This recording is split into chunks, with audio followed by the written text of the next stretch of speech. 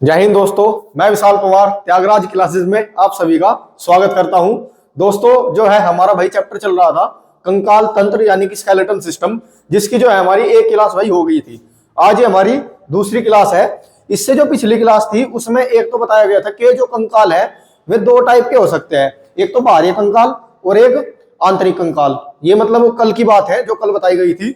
बाह्य कंकाल क्या थे भाई, जिनमें क्या होता था, कंकाल जो होता था बाहर की तरफ होता था। बाहरी कंकाल कौन से थे? जिनमें कंकाल बाहर होता था, ये वाले ऐसे वाले। जिनमें कंकाल क्या होगा भाई, हड्डी, मतलब हड्डी का जो हिस्सा होगा बाहर की तरफ होगा, उसको कौन सा बोलते थे? बाहरी कंकाल। उसके बाद दूसरे नंबर पे था भाई आंतरिक कंकाल, यानी कि जिनमें कंकाल क्या होता था, अंदर की तरफ होता था, उनको बोलते थे आंतरिक कंकाल। उसके बाद ये दो चीज बताने के बाद बताई गई थी कि जो कंकाल है वो दो भाग में डिवाइड होता है। एक होती है हड्डी, एक होती है कार्टिलेज। कार्टिलेज क्या होते हैं भाई? फ्लेक्सिबल, यानी कि वो नरम होती है, स्मूथ होती है, मतलब ज्यादा वो नहीं होती, कठोर नहीं होती। लेकिन जो बोन होती है, बोन क्या होती है भाई? कठोर होती है और मतलब बहुत ही ज्यादा मजबूत होती है। तो ये कल का जो टॉपिक ये था जो कल बता दी गई थी। आज जो है आज अस्थि के बारे में बताना था कि अस्थि क्या होती है। अस्थि क्या बताई थी कि क्या होते हैं भाई? ये ठोस यानी कि कठोर होती है। एक तो ये था कि जो हड्डी है, हड्डी हमारी क्या होती है भाई? कठोर। और इनको मतलब ये नहीं है कि एकदम से टूट जाएंगे, जब तक इन पे कोई ज्यादा फोर्स ना लगे तब तक इनमें कुछ नहीं होने का। जैसे हमारा मांस है, ऊपर जो मांस है वो हम दबा सकते हैं, लेकिन हड्डी नहीं हम दबा सकते, क्योंकि वो क्या होती है, बहुत ही ज्यादा ठोस होती है। कार्टिलेज क्या है? जैसे कान है, कान की जो होती है ये आराम से मुड़ तुड़ सकती है, कुछ भी कर सकते हैं, लेकिन हड्डी को नहीं हम ऐसा कर सकते। अब हड्डी के मतलब कुछ आपको याद रखने बातें, यह अत्यधिक कठोर होती है। ये बात बता दी कि हड्डी जो है भाई बहुत ही ज्यादा क्या होती है? कठोर।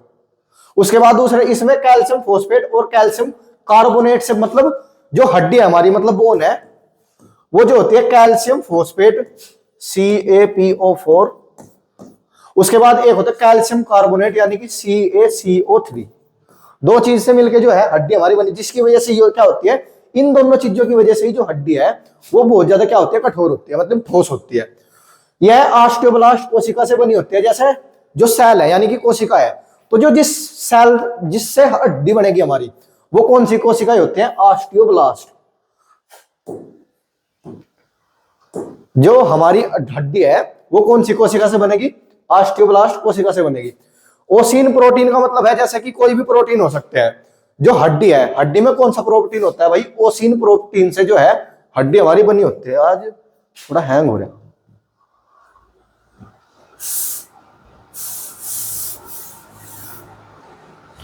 चलो कोई नहीं भाई। जो हमारी हड्डी है उसमें कौन सा प्रोटीन होता है भाई?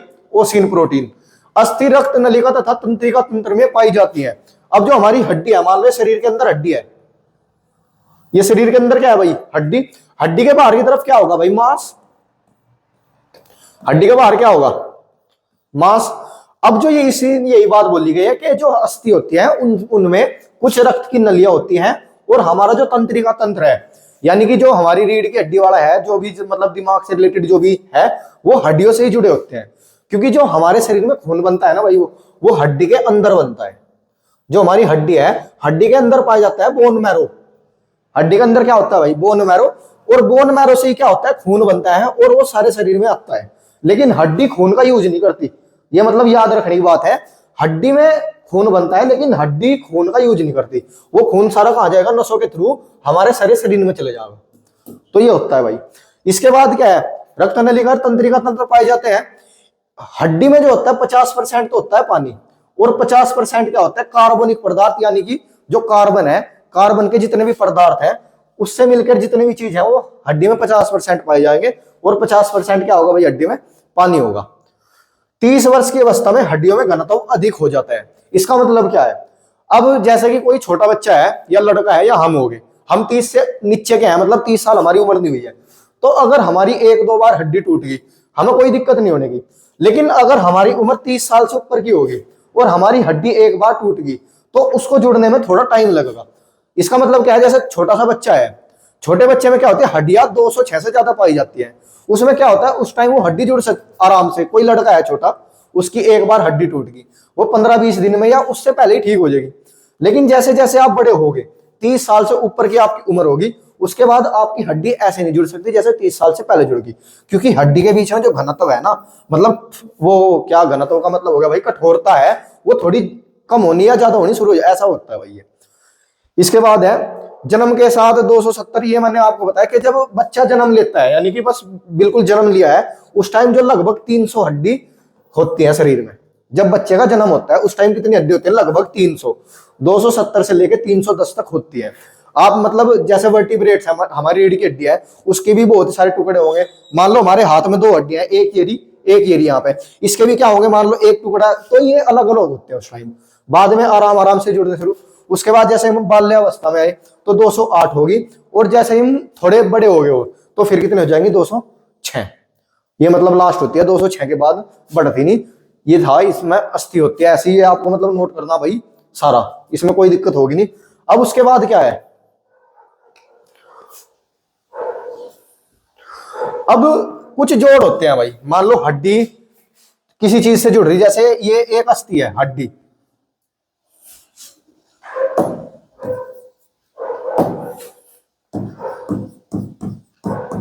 एक अस्थि जब दूसरी अस्थि से जुड़ती है भाई, तो जो उनका जोड़ होता है उसको बोलते हैं लिगामेंट।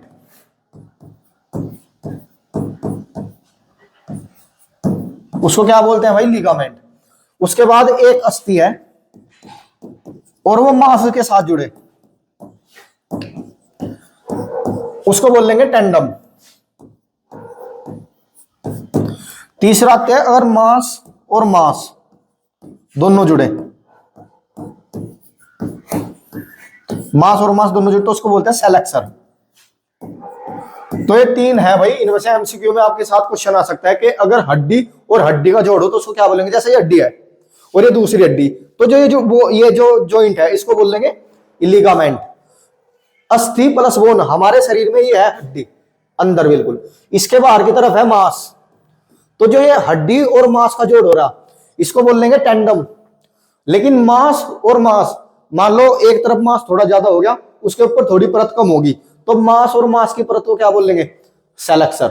तो ये तीनों चीज याद रखनी कि हड्डी और हड्डी हो तो लिगामेंट बोल लेंगे, अस्थि प्लस मांस हो तो टेंडम बोल लेंगे, और भाई मांस और मांस हो जाए तो क्या बोल लेंगे? सेलेक्सर। ये था आपका अस्थि का सारा, के अस्थि में क्या क्या चीज हो सकती है। 2 टाइप की बताई थी, एक वो होती है भाई कार्टिलेज, और एक होती है अस्थि। अस्थि क्या होती है? ठोस होती है, और जो कार्टिलेज होती है वो थोड़ी सॉफ्ट होती है, जो कान की, जैसे नाक की और कान की हड्डी होगी। अब थोड़ा सा आगे पढ़ो भाई। मानव शरीर में हड्डियों के हिस्से, मतलब मानव शरीर जो है भाई, हमारा जो शरीर है पूरा, ये मानव शरीर है पूरा।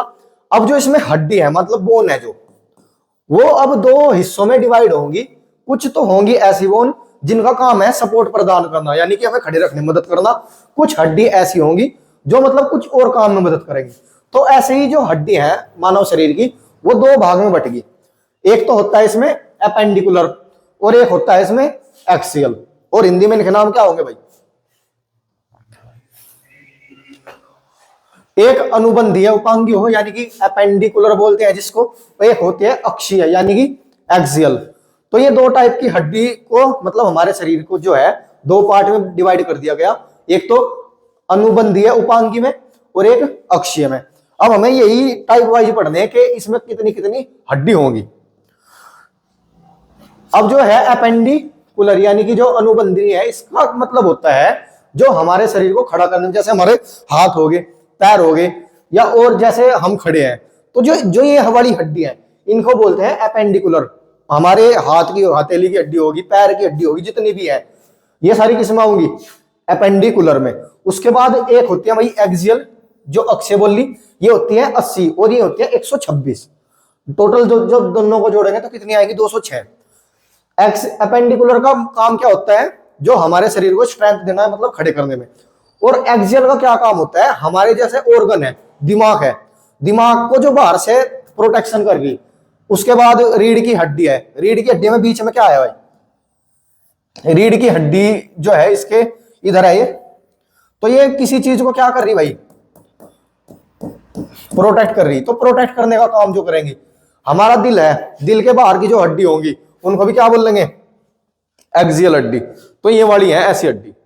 अब इसमें सबसे पहले हमें पढ़नी भाई एपेंडिकुलर, यानी कि ये अनुबंधनीय जो होती है 126, इनको पढ़ना। और कल जो है हमारी इसी पे क्लास चलेगी कि सबसे पहले हाथ में कितनी हड्डी होंगी, उसके बाद पैर में कितनी होंगी, उसके बाद जो हमारी रीडिंग ये जो होती है पसली बोलते हैं जिनको, इनमें कितनी होती है। तो ये ऐसा थोड़ा टेस्ट चैप्टर होगा, आराम आराम से आपका कंप्लीट हो जाएगा, कोई दिक्कत आने की नहीं। तो आज की हमारी क्लास भाई यही तक ही थी। जय हिंद।